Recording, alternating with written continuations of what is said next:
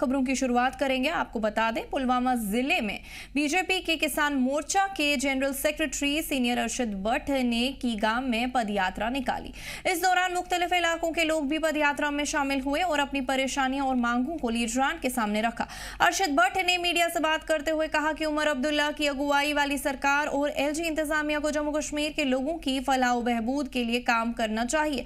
उन्होंने कहा कि सरकार ने लोगों से वादा किया था कि उनकी परेशानियां कम होंगी, लेकिन हकीकत ये है कि लोग अब भी पहले जैसी परेशानियों का सामना कर रहे हैं। अरशद भट्ट ने आगे कहा कि पदयात्रा को आने वाले दिनों में और तेज किया जाएगा ताकि पार्टी को मजबूत किया जा सके और लोगों की परेशानियों और मांगों को सुनकर उनका हल निकाला जा सके, जिससे उनकी परेशानियों में राहत मिल सके।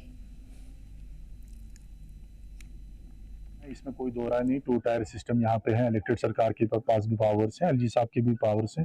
दोनों को, लोगों को कहीं ना कहीं राहत देनी बहुत जरूरी है। ऐसा नहीं है हम उस पेसिमिस्टिक अप्रोच से काम चला रहे हैं कि नहीं खाली उमर साहब की भी जिम्मेदारी, एलजी साहब की भी जिम्मेदारी है। लेकिन अभी आप देखिए, स्पीकर साहब की कॉन्स्टिट्यूंसी में है, उसके नेबरिंग विलेज में अभी भी पानी नहीं है। ये हालत है। जिन लोगों को आपने एक धोखे से, जब हमने भी इलेक्शन लड़ा इस कॉन्स्टिट्यूंसी, हमने ये नहीं कहा हम फ्री बिजली देंगे, हमने लोगों को वो चीज़ नहीं, आप लोगों के लिए क्या करें ये बहुत ज़रूरी है। अभी लोग परेशान हैं। हम चाहते हैं कि एक अपोजिशन का, पद यात्रा का इतना ये नहीं कि हम घर घर जाके, हम चाहते हैं कि अपोजिशन की जो जो बेसिक जो प्रिंसिपल्स हैं, जिस तरह से जो जिम्मेदारी है उसको निभा के सरकार को अकाउंटेबल बनाए और जो वादे इन्होंने मैनिफेस्टो में वो इम्प्लीमेंट हो जाए। श्रीनगर में पीडीपी की पॉलिटिकल अफेयर्स कमेटी की मीटिंग की गई, जिसमें कई अहम मसाइल पर चर्चा हुई। पार्टी ने हाल ही में चल रही डिमोलिशन ड्राइव की कड़ी मजम्मत की, जिसकी वजह से कई खानदान इस सर्दी ठंड में बेघर हो गए हैं। पीडीपी लीडरान ने कहा कि सख्त सर्दी में लोगों को बगैर छत के नहीं छोड़ा जा सकता। ये सिर्फ पॉलिसी का मामला नहीं बल्कि इंसानियत का है। पार्टी ने डिमांड की कि इंतजामिया फौरन इस कार्रवाई को रोके और मुतासर खानदानों को राहत मुहैया कराई जाए। देखिए, मीटिंग जो थी, मीटिंग इस पस मंजर में थी जो मौजूदा हालात बने हुए हैं, प्लीज, जो मौजूदा हालात बने हुए हैं, जो क्राइसिस चल रही है, क्राइसिस देखिए, फ्रीजिंग टेम्परेचर्स, फ्रीजिंग टेम्परेचर्स में डेमोलिशन हो रही, होमलेस किया जा रहा है लोगों को। इसी के लिए पीडीपी ने बिल लाई थी लैंड प्रोटेक्शन के लिए, और उनको कहा गया इमशे जमीन सूर, लैंड ग्रैबर्स, जो चीफ मिनिस्टर ने कहा, उससे एनकरेजमेंट मिल गया, सारी ब्यूरोक्रेसी को एनकरेज हो गए। और आप देख रहे हैं कि कैसे मिसमार हो रहे हैं, होमलेस हो रहे हैं। शायद फर्स्ट टाइम कश्मीर की हिस्ट्री में जब लोगों को होमलेस किया जा रहा है और फ्रीजिंग टेम्परेचर में किया जा रहा है इसमें। और ये जो हालात बने हुए हैं, अब देखिए, इक्तिसादी तौर और सियासी तौर दोनों तरफ से हमको ख्याल था पूरे जम्मू कश्मीर के लोगों को, और कश्मीर के लोगों को खासकर, क्योंकि कश्मीर के लोग टर्माइल में एक अजीब क्राइसिस में फंसे हुए हैं। बांडीपोरा जिले को दावर कंजल वन रोड पर कुपरियो गांव के पास एक आर्मी की गाड़ी अचानक फिसलकर खाई में जा गिरी। अफसरान ने बताया कि हादसे के फौरन बाद इंडियन आर्मी और जम्मू कश्मीर पुलिस की टीम, जो इलाके में गश्त पर थी, मौके पर पहुंच गई और दोनों टीमों ने मिलकर रेस्क्यू ऑपरेशन चलाया और गाड़ी में सवार तमाम 4 लोगों को महफूज बाहर निकाल लिया। इसके बाद गाड़ी को भी मौके से बरामद कर लिया गया। वक्त पर की गई इस ज्वाइंट कार्रवाई की बदौलत सभी मुसाफिरों की जान बच गई और कोई भी नुकसान नहीं हुआ।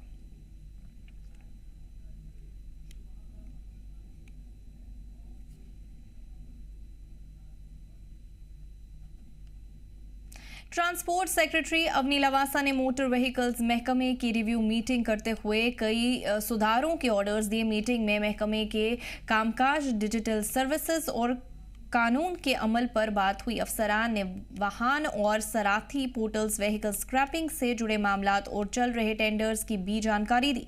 अवनी लवासा ने ऑर्डर दिया कि IDTR, कोत बतवाल और ICC सांबा को जल्द से जल्द चालू किया जाए। साथ ही उन्होंने इलेक्ट्रॉनिक रोड सेफ्टी सिस्टम लागू करने, ATS नोटिफिकेशन, नई EV पॉलिसी बनाने और ई-रिक्शा किराया तय करने के ऑर्डर्स भी दिए। उन्होंने कहा कि इन सभी कदमों से महकमे की सर्विसेज तेज होंगी और लोगों को सर्विसेज आसानी से मिलेंगी।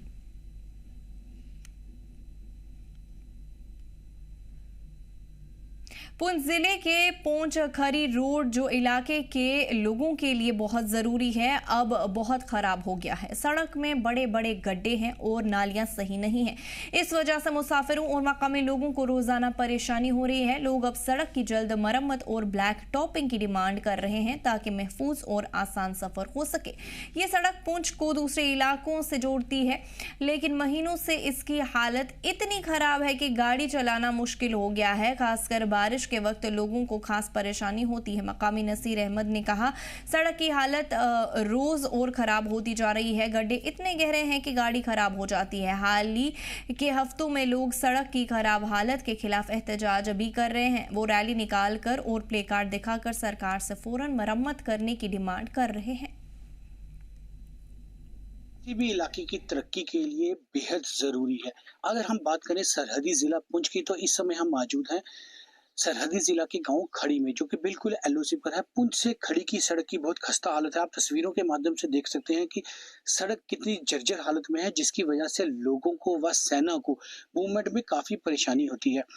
तो इसको लेकर के लोग रोज जो है वो जिला इंतजामिया से मांग करते हैं कि उनकी सड़क जो है वो ठीक की जाए, ताकि उन लोगों को और सेना को दोनों को इस सड़क से जाने में मुश्किलें कम हो। तो इस पे बात करने के लिए कुछ लोकल्स हमारे साथ हैं, उनसे बात करते हैं और उनके व्यूज जानते हैं कि वो क्या कहना चाहते हैं। जी, आपका नाम? सर, मेरा नाम नसीर अहमद है। जी नसीर जी बताएं, जो ये आपकी सड़क है खड़ी की, इसकी कितनी खस्ता हालत है और आप क्या कहना चाहेंगे? बहुत खस्ता हालत है, आप देख सकते हैं सर। डिस्ट्रिक्ट पुंछ से लेकर खड़ी करवाने तक बहुत ही खस्ता हालत है सर रोड की। ये जो पीछे ऑपरेशन सिंदूर हुआ था सर, फायरिंग में यहाँ से पुंछ जाते वक्त ही कुछ बंदे जख्मी थे, वो रास्ते में मर रहे थे। तो हम ये कहना चाहते हैं कि रोड को कुछ ना कुछ ठीक किया जाए हमारे लिए। सर, इधर गाँव है 100-200 मीटर की दूरी पर है एलओसी पाकिस्तान।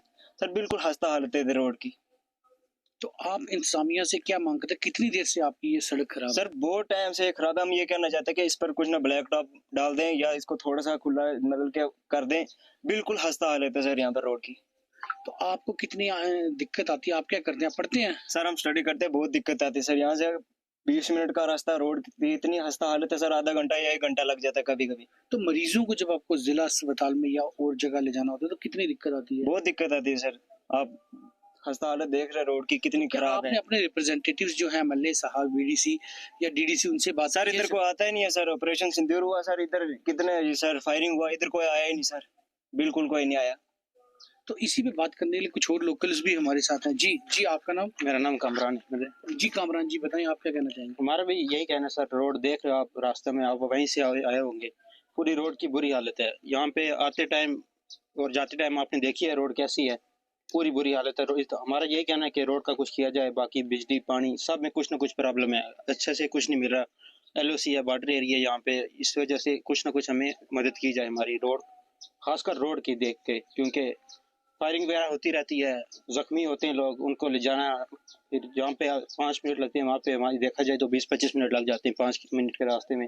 यहाँ से हमारा जो मेन हॉस्पिटल है वो डिस्ट्रिक्ट पुंछ का है, वहाँ पे अगर जख्मी होता है यहाँ पे कोई, तो वहीं पे आपको पता ही वहीं पे लेके जाना पड़ेगा। तो फिर आधा घंटा ज्यादा देखा जाए, अगर रोड ठीक हो तो 15 मिनट का रास्ता है, तो रोड अगर ठीक नहीं है तो 1 घंटा मिनिमम लग ही जाता है इसमें। तो फिर हमारा यही कहना है कि रोड की काम किया जाए इस पे अच्छे से, बिल्कुल, बस और क्या है। जी शुक्रिया। तो आप देख रहे थे कि लोगों का, जो यहाँ के रहने वाले बसनीक है, उनका ये कहना है कि बॉर्डर में अक्सर जो है, क्योंकि अभी तो युद्ध विराम है, जब युद्ध विराम नहीं था तो सीज फायर होता था, पाकिस्तान की तरफ से गोलाबारी की जाती थी। गोलाबारी में जो लोग घायल होते थे उनको जिला अस्पताल ले जाने में उनको करीब करीब 1 घंटा लग जाता था, जिसकी वजह से कई मरीजों की रास्ते में ही कई मरीजों ने दम तोड़ दिया। तो उनका ये मुतालबा है कि इनकी ये जो सड़क है इसको अच्छा किया जाए, इसको ब्लैक टॉप किया जाए, ताकि ये लोग अच्छी सड़क का जो है फायदा ले सके। जी जम्मू कश्मीर लद्दाख के लिए पुंछ के खड़ी करमाड़ा से अनुभव मिश्री की रिपोर्ट। बड़गाम में मेजर सोमनाथ शर्मा की याद में अवार्ड सेरेमनी का एहतमाम किया गया। मेजर सोमनाथ शर्मा ने 1947 में बड़गाम की लड़ाई में मुल्क के लिए कुर्बानी दे दी। उन्होंने शहीद होते हुए भी देश को दखलंदाजों से बचाया और कौमी एजाज़ात हासिल किए। हर साल 62 RR सेक्टर 5 विजय फोर्स बड़गाम में एक तकरीब का एहतमाम करता है। इस मौके पर काबिलियत दिखाने वाले स्टूडेंट्स को अवार्ड से नवाजा गया। आप सबको शुक्रिया आप आए। काफिला मोहब्बत और इंडियन आर्मी पिछले 2 साल से major Somnath Sharma memorial award for 12 toppers of district Budgam को फेलिसिटेट करते हैं। तो इस सिलसिले में हमने आज दूसरा एडिशन कंप्लीट किया बडगाम के शिकुल आलम हॉल में, जिसमें हमने क्लास 12th के जितने भी बच्चे 20 बच्चे जिन्होंने टॉप किया था मुख्तलिफ स्ट्रीम से, जैसे आर्ट्स, साइंस, ह्यूमैनिटीज और मेडिकल, तो इसमें इस साल की जो टॉपर रही वो खदीजा सलाम थी। उनको हमने कैश प्राइज 10,000, एक मोमेंटो और एक सर्टिफिकेट दे दिया। मकसद ये है कि बच्चे इंस्पायर हों, उनको रियल हीरोज पता चले और वो लाइफ में इन्हीं रियल हीरोज को अपना इंस्पिरेशन बना के अपने कैरियर को आगे लेके जाए। Well, my name is Sabahat and I'm a student of 12th standard. Recently I passed out 12th standard. तो ये जो इवेंट था आज, it was major Somnath Sharma जो एक खुद परमवीर चक्र अवॉर्डी है। तो आज हमारा इसलिए इवेंट था जो 12th पास आउट के टॉपर्स थे उनको फेलिसिटेट किया गया and it is a very good thing. I think बच्चे को एनकरेज करना एक बहुत अच्छी चीज़ होती है, इससे बच्चे को हौसला अफजाई होती है। यहाँ पे जो इवेंट था इन्होंने इससे पहले भी एक फ़ेज़ 1 में हमें अवार्ड्स दिए और अभी सेकेंड फेज़ में भी इन्होंने अवार्ड्स दिए। और जो ये मेजर सोमनाथ इन्होंने बहुत सारे सैक्रिफाइस हमारे नेशन के लिए दिए हैं एंड यही इसी रिलेटेड आज इवेंट था और हम बच्चों को सबको अवार्ड्स दिए जो टॉपर्स अपने अपने रिस्पेक्टिव स्कूल्स के थे। जम्मू कश्मीर में ब्रॉडबैंड मिशन को लेकर आला सतही मीटिंग की गई। मीटिंग की सदारत FCS and CA transport, youth services and sports और information technology minister Satish Sharma ने की। बैठक में नेशनल ब्रॉडबैंड मिशन यानी NBM के अफसरान के साथ जम्मू कश्मीर में ब्रॉडबैंड नेटवर्क के तेज एक्सपेंशन पर चर्चा हुई। मिनिस्टर सतीश शर्मा ने दूर दराज और पहाड़ी इलाकों में भी लास्ट माइल कनेक्टिविटी यकीनी करने पर जोर दिया और टेलीकॉम इंफ्रास्ट्रक्चर की तेजी से एस्टैब्लिशमेंट के लिए राइट ऑफ वे परमिशन को आसान बनाने के ऑर्डर्स दिए। इस दौरान उन्होंने जम्मू कश्मीर सरकार की अज़माता को दोहराया कि सभी लोगों तक हाई स्पीड इंटरनेट पहुंचाने के लिए मजबूत और फ्यूचर रेडी डिजिटल इंफ्रास्ट्रक्चर को यकीनी बनाया जाएगा।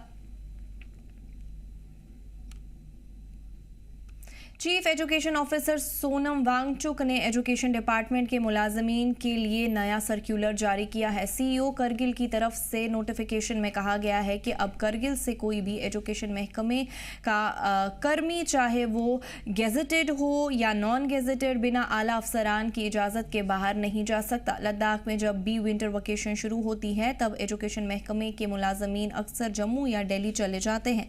इसी को ध्यान में रखते हुए government college of physical education Gadoora Ganderbal में पहला UT लेवल एथलेटिक मीट कामयाबी के साथ मुनक्किद हुआ, जिसमें जम्मू कश्मीर के मुख्तलिफ स्कूलों, कॉलेजेस और यूनिवर्सिटीज से करीब 2500 तलबा ने हिस्सा लिया। इस इवेंट का मकसद तलबा को अपनी काबिलियत दिखाने का एक बेहतरीन प्लेटफॉर्म देना, जिस्मानी सेहत को फ़रोग देना और नौजवानों को नुकसानदेह सरगर्मियों से दूर रखना था। क्लोजिंग सेरेमनी में चीफ एजुकेशन ऑफिसर गांधरबल उनील कुमार भट्ट और principal GCOPE doctor Shaukat Hussain ने बतौर मेहमान खुसूसी शिरकत की। इस मौके पर फतह हासिल करने वाले तलबा में इनामात भी तकसीम किए गए। एक स्टूडेंट ने कहा, पहली बार हमारी कॉलेज ने UT लेवल का एथलेटिक मीट मुनक्किद किया। यहाँ बहुत सा नया टैलेंट सामने आया। हम चाहते हैं कि आइंदा भी ऐसे प्रोग्राम्स मुनज़्ज़म किए जाए। ये इवेंट ज़मीनी सतह पर रियासती सतह की खेल सरगर्मियों को आगे बढ़ाने की एक अहम कोशिश साबित हुआ।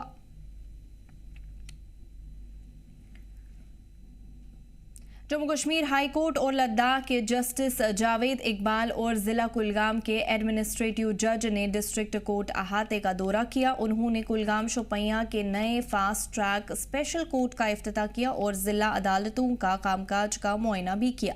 जावेद इकबाल वानी ने लंबित मामलात, पुराने NI एक्ट के मामलात और याचिकाओं को जल्दी निपटाने के ऑर्डर्स दिए। उन्होंने डिस्ट्रिक्ट बार एसोसिएशन के मेंबरान से गुफ्तगू की और नए कोर्ट अहाते के तामीराती काम में तेज़ी लाने की हिदायत भी दी। इसके अलावा उन्होंने डिस्ट्रिक्ट प्रोसिक्यूशन डिपार्टमेंट से मुलाकात की और ADR सेंटर कुलगाम का दौरा कर वहां के कामकाज का भी जायजा लिया।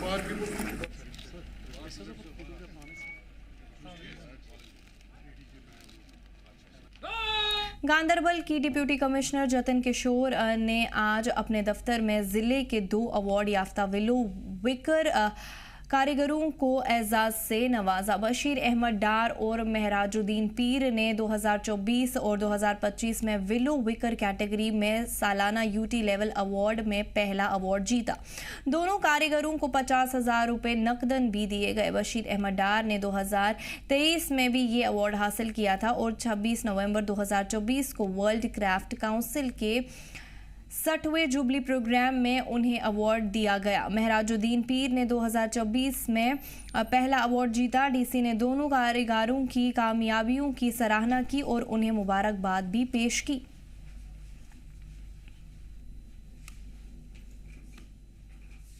जम्मू और कश्मीर आर्ट कल्चर और लैंग्वेजेस एकेडमी की तरफ से गांदरबल के गवर्नमेंट डिग्री कॉलेज में गाशे तारुक नाम से एक उर्दू सेमिनार का एहतमाम किया गया। इस प्रोग्राम में मशहूर सूफी पोएट सईद इकबाल बशीर और मशहूर राइटर सईद मेहदी मानुस ने बात की। सेमिनार में कश्मीरी और उर्दू राइटिंग के अदब, सकाफत और ख्यालात पर बहस हुई। राइटर्स और पोएट्स ने हमारी ज़बान की हिफाजत करने की ज़रूरत पर जोर दिया। सेमिनार में बड़ी तादाद में स्टूडेंट्स और अदब से मोहब्बत रखने वालों ने हिस्सा लिया। प्रोग्राम की निगरानी आदिल सलीम और हरविंदर कौर ने की। JKAACL ऐसे प्रोग्राम्स लगातार करवाता रहता है ताकि नौजवानों और समाज में फ़न, सकाफत और अदब को बढ़ावा मिल सके। कल्चरल एकेडमी की तरफ से एक अदबी प्रोग्राम का इनेकाद किया गया। जो अदबी प्रोग्राम यहाँ के कुछ मशहूर मारूफ मुसन्निफीन की याद में बुलाया गया था। इसमें एक थे डब गांदरबल के रहने वाले आगा सईद मेहदी मानूस और दूसरे थे बशीर सोलरी, जो कि एक बुजुर्ग सूफी शायर थे, माने हुए और मंजे हुए शायर थे। हम रियासती कल्चरल एकेडमी के इसलिए मशकूर हैं कि उन्होंने गांदरबल के इलाके को तरजीह देकर यहाँ ये प्रोग्राम मुनक्किद किया गया, क्योंकि यहाँ अदबी जो रुझान है गांदरबल के इलाके में वो बहुत कम देखा जा रहा है। आज यहाँ गांदरबल के दो मारूफ शोरा पर मकाले पढ़े गए और पहली बार पढ़े गए। ये बहुत शुक्रिया हम अदा करते हैं कल्चरल एकेडमी का कि वो गांदरबल की तरफ आ रहे हैं और आने लगे हैं, क्योंकि यहाँ भी शोरा है, यहाँ भी बहुत बड़े बड़े अदीब है। तो आज जिन दो शख्सियात पर मकाले पढ़े गए उनमें एक सईद मेहदी मानूस है, जो गांदरबल के सबसे बड़े मरसिया निगार है, मुसन्निफ है, और इनका जो कलाम है जगह जगह पढ़ा जाता है, लाखों लोगों के दिलों में उसने जगह की है। और दूसरे जो है हमारे सूफी शायर जनाब बशीर सोलरी साहब, तो वो बहुत ही अच्छे शायर हैं, बड़े शायर हैं, सूफी शायर हैं। तो अगर इनके कलाम को देखा जाएगा, उस पर तज्जिया किया जाएगा, उस पर तनकीदी मकाले लिखे जाएंगे, तो मेरा ये दावा है कि गांदरबल में उनसे ज़्यादा, उनसे बड़ा कोई भी सूफी शायर नहीं है। और इस सेमिनार का जो नाम है वो है गाश तारुक। आज के जो गाश तारुक में जिन शख्सियात को यहाँ पे आज उनका तज़किरा किया गया, उनको शामिल किया गया इस प्रोग्राम में, वो है एक है सोलर बशीर साहब और है दूसरा सईद मेहदी साहब।